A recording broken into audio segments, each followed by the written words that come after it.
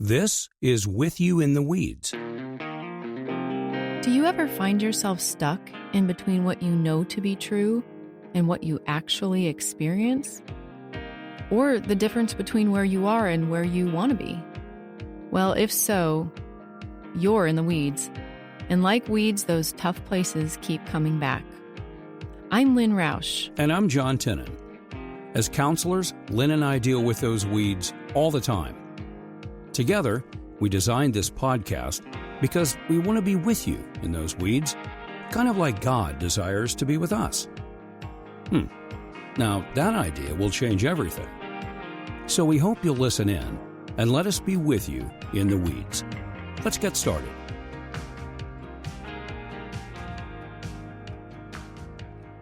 Okay, so today we're getting right into the weeds. We're going to get into the topic of emotions.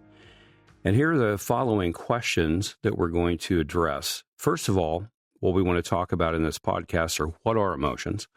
Second is how do they get a bad rap in the church? Lots of questions around them.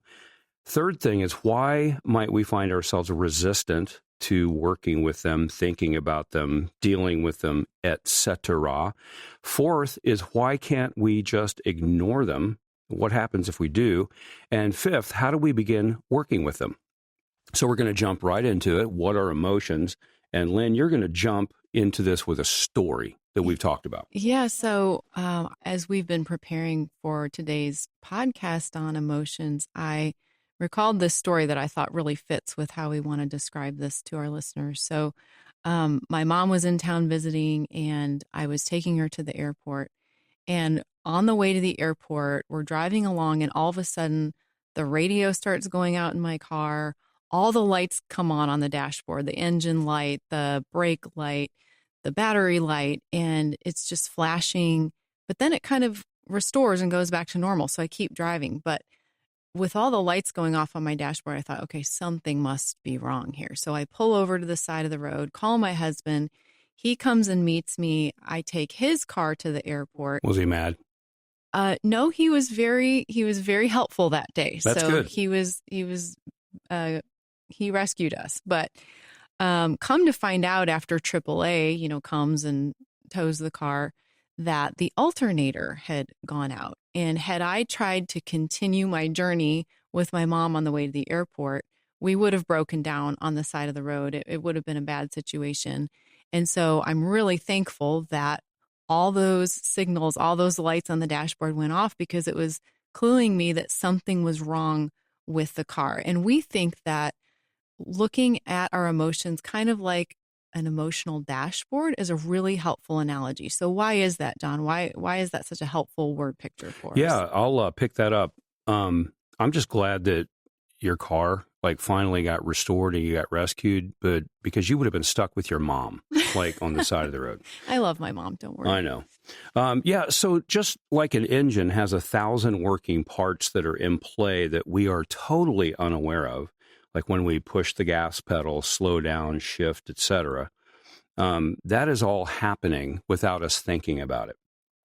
The lights on the dashboard, the reason I like this story and I like this analogy for emotions, is the lights on the dashboard are going to tell us what is going on with the engine and what we need to pay attention to. And that way we can keep driving smoothly, effectively, and get to our destination. So we have found that thinking about emotions like this is helpful. Now, the thing about dashboard lights, they can't tell you how to get to your destination, but they do tell you the way that you can get enough power and enough engine health to actually get there. Now, in a similar fashion, emotions tell you truth. There's a couple of things they can and they can't do. The truth that they can tell you about is what is happening in your heart. They're like a window into your soul. They're not good, they're not bad in and of themselves, and they can be connected to desires that are out of alignment with God's will and desires that are unhealthy, but the emotions in and of themselves are amoral. They're not good or bad. Mm-hmm. They're indicators of what your brain is telling you deep inside of you, like an engine in your car. So they can tell you truth about you, about what's happening inside of you. They're sort of like those lights that say, hey, pay attention to this. But what they cannot tell you is not all of the truth that you need. They can't guide you into ultimate truth about reality. So I'll throw a quick example in here. If I do enough drugs, I can feel invincible. And that feeling is true. It's telling me that truthfully inside of myself, I feel like I can do anything. But if I go into the highway feeling invincible, like I can stop an 18-wheeler, reality is going to run me over. So emotions can do things really well. There are certain things they can't do really well. Yeah, and that's a really helpful way to make sense of what emotions are. Another way that we can help understand what emotions are is just breaking down the word emotion. So break it down to emotion. So emotions are energy that are moving through the body, and they're meant to move through us, kind of like a wave that's passing through us. And they're meant to be noticed, processed, and then passed on and out of our body, kind of like how we eat food and metabolize it, and then it leaves our body. But like you're saying, emotions are neither good or bad. They're just automatic reactions to our environment. And I think it's important to understand just the beautiful complexity of how God created our brains. So very simply put, the left hemisphere of the brain directs the logical, linear, and language functions. And I actually like that's a way for me to help remember left side, because left starts with L and then logical, linear, and language. And that's also known as explicit memory. And then the right hemisphere of the brain directs the emotions, sensations, and images we encounter. And that's also known as implicit memory. Now, interestingly, the right or emotional side of the brain is fully operational at birth. So since we come home from the hospital, we're taking in all of our emotional environment, all of those cues, while the left side of the brain, or the logical side of the brain, that takes much longer to develop, almost up to age 25. So from birth, our emotions are a form of information, like signals on a dashboard, that are sending messages at a rapid pace about what's going on inside of us in response to things happening both internally and externally. And we need to be able to access that information and then figure out what it's telling us, because these are real physiological sensations or motion, right? Movement or motion that's felt in the body. And it's actually processed in the right side of the brain before we even know what to think about them. Isn't that crazy? Like, you've experienced this before. Like if your heart beats rapidly or your stomach feels nauseous before a job interview, that is your right brain connected to all of your body telling you there's a lot at stake in this process. And so your right brain is already gearing your body up for something. Your left brain then has to take that and put words around it, name it, and organize it. Now, the other thing that's kind of interesting that everybody's going to get as soon as I mention it, but we often don't pay attention to it. You mentioned that the left brain, or the logic part of the brain, isn't fully developed until 25 years of age. So if an 18-year-old goes to rent a car, like the cost is so much higher. And as soon as they get 25, they drop the rental cost. It's because insurance companies know science. Right. They know figured this out. Yeah. It's a big deal. So the old model, and we've talked about this, kind of worked like this. And this is what a lot of us grew up with, speaking about how the feelings move through the body. The old model was based on the idea that what you feel is a result of how you think.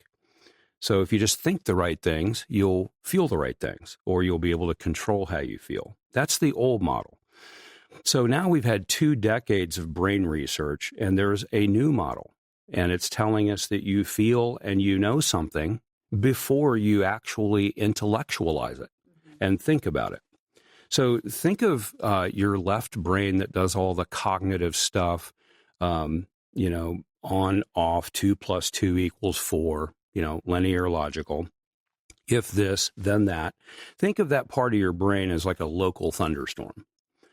And think of your feelings, your right brain, what's happening in your body as an overall climate. So the climate, let's say, of the North American continent is going to determine what kinds of local storms pop up where. And so the right brain's kind of like that. It sets the stage for what we actually end up believing.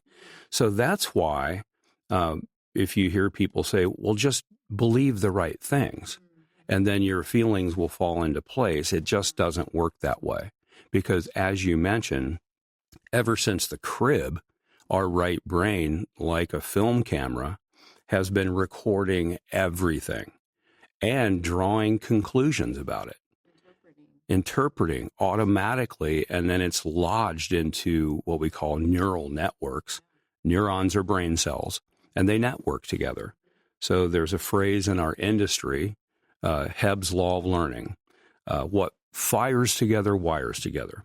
Like if something really negative happens, your brain sort of superglues that experience in your memory along with the emotions that happened at that time, along with the way that you interpreted it and how you coped with it. I use this example a lot when we teach. Like if I say, Lynn, it was really great to do this podcast with you today. 5 years from now, you won't remember that. If I say, Lynn, your nose looks funny and you dress really weird and I don't like the way you smile, you're kind of weird. 5 years from now, you will remember that. Mm-hmm. And that's just the way the brain is. And we won't be friends anymore. And well, you could forgive me. And heaven knows we've been through that process. Yes, true. But this is all happening. Right. All this right brain stuff. Rapid fire pace. Yeah. Rapid fire pace in nanoseconds outside of our awareness. Another thing I could throw in here that's kind of an interesting piece of information, it's fairly recent from brain research, and it just shows the power of the right brain and emotions and how it happens automatically in a nanosecond outside of our awareness. Every 60 seconds, the right brain is taking in 11 million bits of information and processing it. That's what it's capable of. Mm-hmm. However, the left brain, the thinking brain, is a lot slower. It can only take in 60 bits of information every minute. So the right brain is very fast, and the left brain is much slower. It's always playing catch up. And the right brain is sort of like catch me if you can, because it's already doing its thing. God's designed us this way. And it happens outside of our awareness, kind of like breathing. We don't think about breathe in, breathe out. We just do it. Autonomic. So without knowing like what the emotions do for us, what they're trying to do for us, how they work, what they are, we'll be lost. We won't be able to make wise decisions. We won't be able to manage our lives. Yeah, I think I'm so glad we're talking about this because I know that historically in the church, when people have experienced intense emotions or distressing emotions, there's been sort of a popular way of dealing with that of just having people read a Bible verse or memorize a Bible verse, which I love the Bible and I love reading the Bible and I've memorized a lot of verses of scripture, but I think this speaks to how the left side of the brain, even though we're putting information in there, we can't ignore that the right side of the brain already has and is already primed with a lot of memories, emotional experiences, interpretations about things that we have to address maybe first, even before we think that the left side of the brain, like you said, can catch up with that. And so that brings us to the next question of why or how have emotions gotten a bad rap in the church? I mean, you and I, we've been in ministry for a long time. We're both now counselors. So we've kind of run into this before, haven't we, John? A lot. So what is it about our emotions that we're maybe not willing or wanting to address in a church setting? Yeah, there are a number of ways that we could frame this. This is a way that's helpful for me. Think of a spectrum, and you have extremes on either end of the spectrum. So at one extreme end of the spectrum is the person who distrusts emotions, discounts them, and basically wants to distance themselves from them. This is like only operating out of your left brain. Mm-hmm. Logic, data in, data out. And honestly, this is why a lot of Christian thinkers ignore the emotional realm, and we're pretty much left as Christian bobbleheads, right? Just doctrine, ideas, truth, propositional truth, and emotions are sort of seen as the danger zone. And everything becomes about facts. This is where the church has lived for a very long time. Probably since the Enlightenment, when reason and rationality were put on the throne. If we just think the right things, we can figure everything out, solve the world's problems. And that's filtered into theology. It's filtered into the way that we think about God, ourselves, the church, the world. The problem with this extreme is that it ignores half of our brain and half of our body, or half of our brain and our whole body. So there are a lot of problems with that, but that's where the church has lived, very suspicious of emotion. At the other end of the spectrum is the extreme of just embrace your emotions, don't process them, just sort of follow your heart wherever it leads you. And this is where the culture currently finds itself.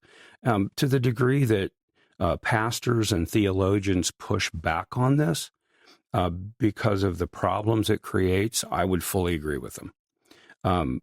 Because at this extreme, you're not learning from your emotions. It has the facade of honoring emotion, but it's very shallow. It's not learning from them. It's not listening to them. You don't question them. You don't analyze them. You don't listen to what they're telling you. You'd basically just follow them like a little guide, because supposedly they're going to lead you into the true, authentic you. The problem with this extreme, like the other one, it too ignores half of our brain, the thinking part, and it expects emotion to do something emotions can never do. As we mentioned earlier, they can never lead us into ultimate truth. In between these two extremes, people find themselves somewhere along the spectrum in like a combination of thinking and feeling. So as we approach this entire series on emotions, and this is why we're doing this episode, to give a framework for how to understand emotions. As we do this, we don't want to elevate emotion. Instead, we want to learn from emotion and look at how God made us with them and how he designed them to help us. Yeah, the gut level knowledge really is so important. Like you said, we can't just operate out of half of our brains. And so when we say, listen to your gut, which I really do a lot, and I trust my gut, what we are really saying is that my right brain, right, with all of its memories and associations and things that it's learned in the past and trial and error and tested out and made mistakes and learned from those mistakes, is the right side of my brain is immediately giving me an interpretation that I need to listen to, like that signal on a dashboard. And if we say ignore your emotions, then we're discounting a lot of information that we not only need for our survival, but just for our overall well-being and health. And it's actually part of the integration process where we gain wisdom and knowledge. When we get the right brain and the left brain to connect with each other and share information, that's what actually matures our brain and turns us into a fully formed adult. So by doing that, we are building a bridge where information can go back and forth. And honestly, without that bridge, we can't learn from our mistakes. We can't effectively govern our impulses. We can't live with delayed gratification. We can't have healthy, intimate relationships with meaningful communication until we can connect with our emotional worlds. We really can't ignore it. So, Lynn, would you say at that point we're a victim of the right brain that will actually overwhelm us and overpower what we're doing, and we don't even know it? And would you say that a good verse for that is the proverb, like a city that is without walls, so is a man who has no control over his spirit. Mm-hmm. Would you say that's like an ancient biblical way of saying we should pay attention, like to Right. what's going on? Right. Yeah. I mean, city without walls, like not having those internal boundaries and without knowing our emotional worlds and being able to categorize those things and put them into words, we feel boundaryless.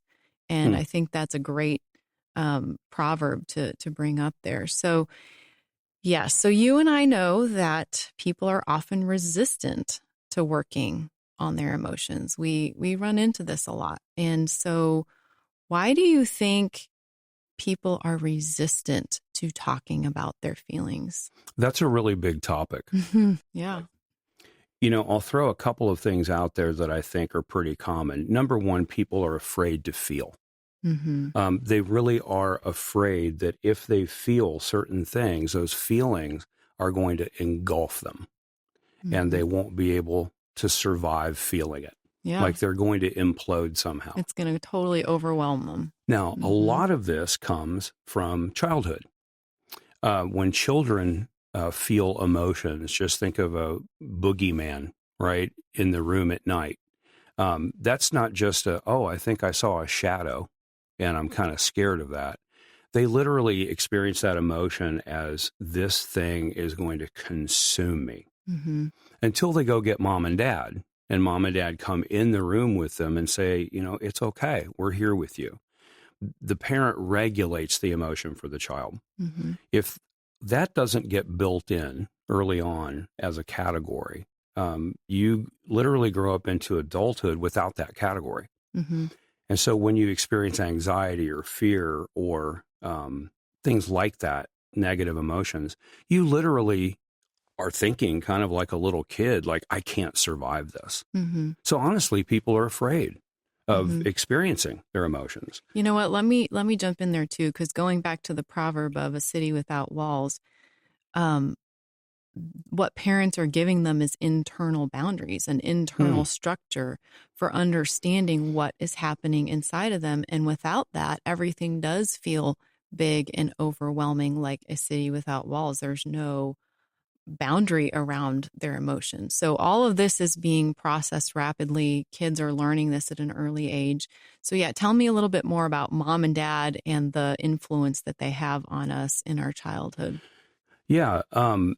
Maybe the best way to illustrate it is like in one of our classes, the parenting class, we talk a lot about the difference between doing love versus communicating love. Doing love is what most parents do pretty well. They provide food, clothing, housing, education for their kids. If the kiddo gets cut, they take them to the emergency room. That's all doing love. And that's good. I mean, there's nothing wrong with that, except it's not the same as communicating love. And communicating love, one of the best ways to understand it is the 4 S's. Alan Shore out of UCLA has boiled attachment down into these 4 words, these 4 categories: seen, soothed, safe, and secure. It's what every kiddo needs, like to have these internal boundaries and foundations to process things. And it's also what every adult needs. Seen, that one, if I see you across the table, Lynn, that's great. But that's not the kind of seeing we're talking about. If I see you and I know that you grew up as a pastor's kid and I know things about you and I know what you like and I know what you don't like, that's really seeing you. That's knowing you. So every kiddo needs that. Soothed, when something goes wrong, my parents are going to be there to comfort me, whether it's I'm hungry or cold or whatever. Safe, like I know that I will be okay. I will be safe. I don't have to worry about survival. And then secure, like this is going to happen over and over and over again. So I have the security of knowing I have a predictable future that has some hope to it. That's communicating love. And most parents really have not been taught how to do this well. They haven't been able to build the bridge between the emotional brain and the thinking brain. So children grow up into adulthood with no concept or category or capacity to engage the emotional world. And that's scary.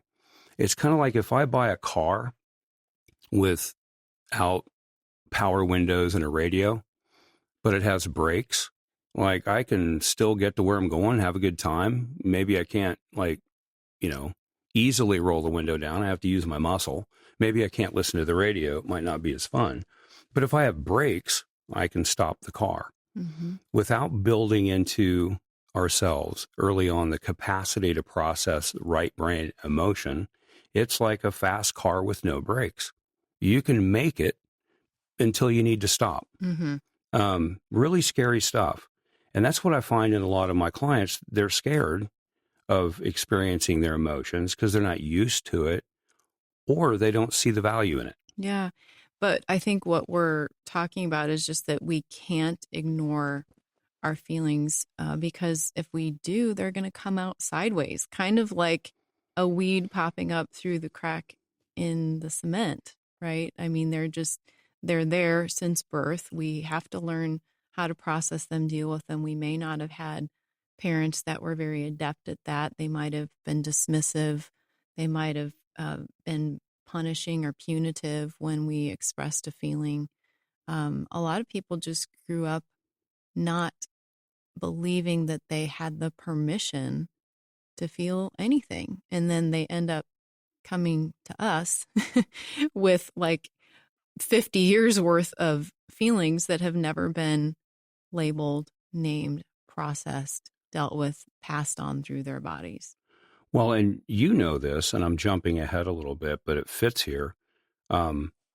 We have a saying, if you can name it, you can tame it.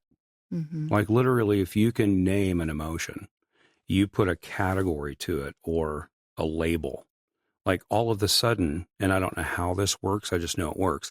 All of a sudden you feel better. Like if you go to the doctor with a stomach ache and they say, gee, we've done all the tests, we don't know. Like you're really kind of wound around the axle. You don't know what's going on with you. But if you go and you're really sick and you're throwing up and the doc says, hey, you know what? We know what this is. We're going to give you some medicine. You'll be fine in 2 weeks. Well, you're still sick and throwing up, but you feel better because you know what's going to happen. Well, and that's brought the left brain and the right brain together, right? I'm feeling something and now I have words to wrap around it. So it's not quite so scary. And another example might be sort of like pushing down a beach ball. If you've ever been in a swimming pool and you have a beach ball and you're like pushing it under the water, but the harder you try to push it down, the more forcefully it's trying to bob up to the surface. I mean, our emotions are a lot like that. And a lot of times we think of emotions as disruptive or unproductive, but they're there and we need to deal with them and recognize them. In fact, I think that we're the most vulnerable to being overrun by our emotions when we fail to detect them. When we resist them or we don't have a way to express them or don't have language for them, they're going to overtake us in ways that are confusing and misleading. So let's go into the fourth point because we're already there. Yeah. The fourth point, why can't we just ignore our emotions? Why can't we just step around them? Especially the ones that we don't like anxiety or sadness or shame. I mean, nobody wants to feel those things, John. Nobody does. I don't. No. I told my wife last week, I really wish I could reach into my head and unscrew the emotional chip sometimes and just take it out. Nobody wants to really feel them. They're unpleasant. But God has created us in such a way that we're designed to be connected to Him. And the most horrific thing that a human can experience is feeling disconnected, alone. And that happened in what theologians call the fall. When Adam and Eve rebelled, there was a separation between them and God, and we're all born there. Like we're all born trying to figure out, do I have some sense of worth? Like what's going on with me? That's one separation. But the other separation that sometimes is not noticed is we're separated from ourselves in relationship. We're very suspicious of each other now. Don't trust each other much. blame each other, shame each other, all that stuff. But we're also internally separated from ourselves. We don't understand ourselves very well. We're fragmented. You want to pick up on that? Yeah. I mean, I love that word fragment, because there really is a splitting that has occurred internally inside of us. And because of that fragmentation and that splitting, it sometimes feels like we're just stumbling around in the dark. And there are things that we haven't looked at, we haven't allowed ourselves to feel. We've tried to split them off, cut them off, disavow ourselves of thoughts, feelings, or experiences that we've had. But if what we're saying is true, and our emotions are a window into our soul, and if God invites us to know ourselves, like He wants us to know our hearts, then the reality is that emotions are the key pathways for us to begin to know ourselves well and to open up our hearts to relational connection in the presence of people who love us. All right, let me throw, before we move into how do we work with our emotions, one more thing that is a resistance to emotion that belongs, I think, in large part to the male world, is we as men hate weakness, and we see engaging our emotional world as weak. Yeah. It's going to make us vulnerable, too soft. And I don't really know how to jump over that hurdle other than to say that that is a cultural construct that we've inherited, but it really seriously gets into our way. There are special forces operatives writing now about being in touch with your emotional world, because unless you know how to deal with your fear in the face of danger, you're going to freeze. So it's a very manly thing. It's a very right brain thing to do. But that is one reason that I think men in particular find this as something that they don't want to get into. Also, men have extreme power in their anger, and they fear that. Like, if I unleash the anger tiger from the cage, like, I'll destroy things. Sure. And so some researchers like John Gottman talk about stonewalling. And stonewalling typically is done more by men than women, because men are afraid, like, to deal with their emotions. So it really does get in our way, but it is a hurdle. Yeah. So I want to consider something with you that we're going to suggest to our audience and that we think is true, that we are not going to be able to make significant movement toward maturity in our lives if we don't engage our emotional world. So can you say something about that? Yeah. We that's where we kind of want to end today. And that's just, how do we begin working on understanding our emotional dashboard? And you mentioned earlier the fall in Genesis chapter 3, that 3 things happened that were really bad. We were separated from God. We were separated from human relationships, but we were also separated internally. We were split apart internally. And so one of the ways to think about opening ourselves up to knowing our emotions is that we can work on reversing the effects of the fall. And so the first way I would say is with ourselves, where that splitting has happened, is, can we just start with, just be honest? Just kind of like Adam and Eve needed to be. Yeah, right. Just be honest. Can we just start there? I know that sounds radical. I know that sounds like, oh, that's so scary. But like, if you could just be honest, and I think we live in a world where we're constantly bombarded with voices all around us speaking into our ears. And we need to be able to slow down. We need to be able to tune those voices out. And it takes quiet. It takes intention. But if we can slow down and pay attention, we can start the process of self-reflection. And I know that that's hard for people because life is busy and we don't want to slow down. But we need to work on just slowing down, paying attention, and beginning to self-reflect. Let me take you back to something you said and see if I can make a connection that I think you're making that's really important. Going back to the split inside of us, that we're fragmented. And we need to be honest. And what happened when Adam and Eve rebelled? They were dishonest, and they started to lose their understanding of themselves, of God's intentions. So you're suggesting, I think, that like the root of all emotional problems really goes back to spiritual issues. That's where it began. So is it fair to say that for us to grow spiritually, that means we need to become mature and wise in handling our emotions? Yeah. I would say, and I began to recognize this over the years as I was doing counseling, that what became apparent to me was that people's spiritual growth and their emotional growth were basically on the same trajectory. Like if you were to look at a graph and like plot out where people were at, that people's spiritual maturity was very much tied to their emotional maturity. And so I think there's definitely a correlation there. And we see that and we work with that with people. So yeah, I would agree that just starting with the process of being honest with yourself is a great place to start. And just be curious. So when you have a strong emotion inside, you mentioned anger, and we're going to talk about some of the biggies in this series, but the biggies. But instead of pushing it away, start to analyze it a little bit, start to identify it, try to name it.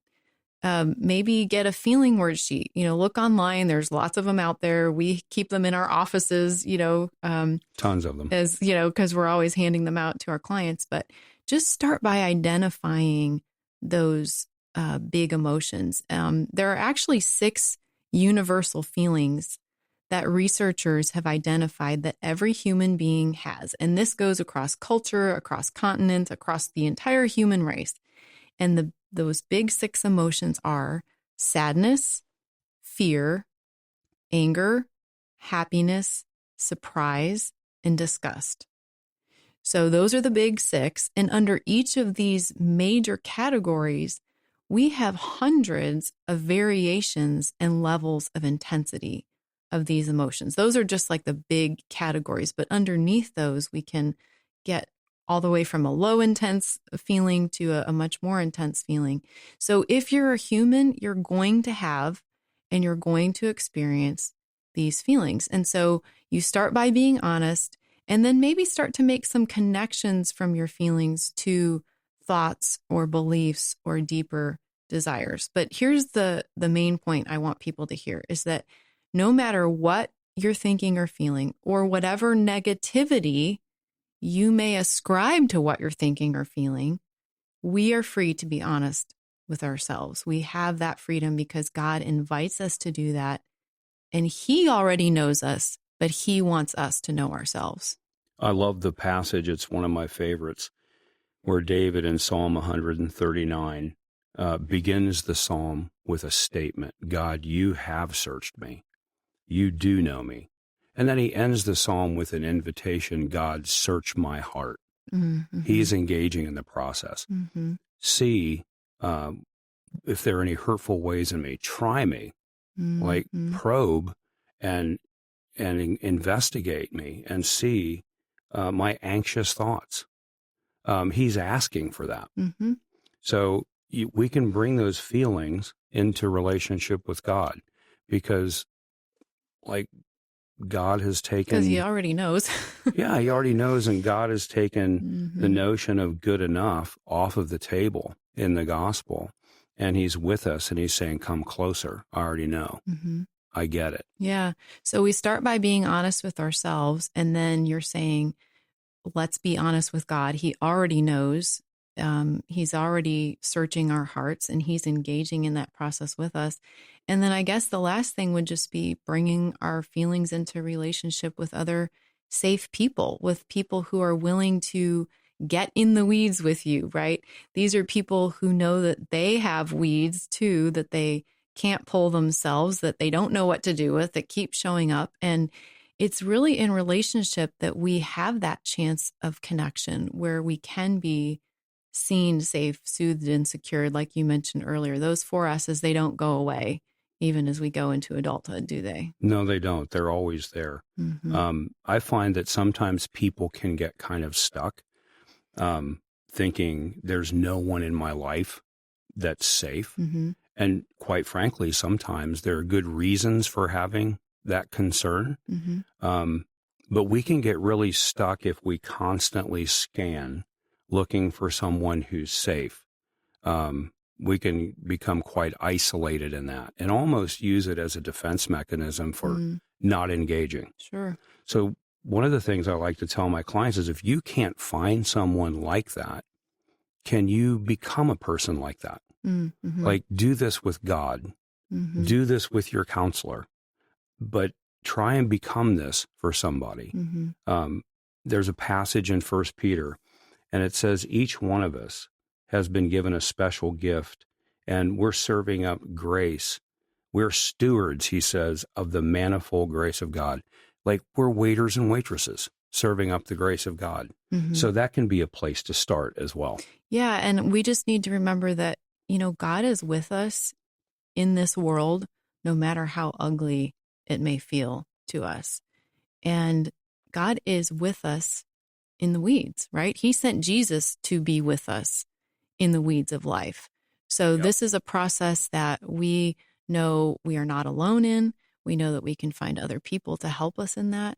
But it is a great first step when we can be honest with ourselves, be honest with God, and start being honest with the people around us. So that's how we can understand our emotional dashboard and take a first few steps. Yep. The other thing is if you don't feel that, like God is with you, hang out in this podcast for a while. And over time, maybe you'll start to get a glimmer of, wow, this could be true. Somebody gets me. I'm not alone. God is with me in the weeds. This is going to be a good series. I agree. I'm excited to keep going with it. Thanks, John. Hey, thanks for giving us your valuable time and allowing us to be with you in the weeds of your life. We want this resource to bring you hope and help bridge the gap between where you are and where you want to be. You can find our email on our podcast page. We'd be interested to know what you'd like to hear more of. Until next time, remember, God is with you in the weeds.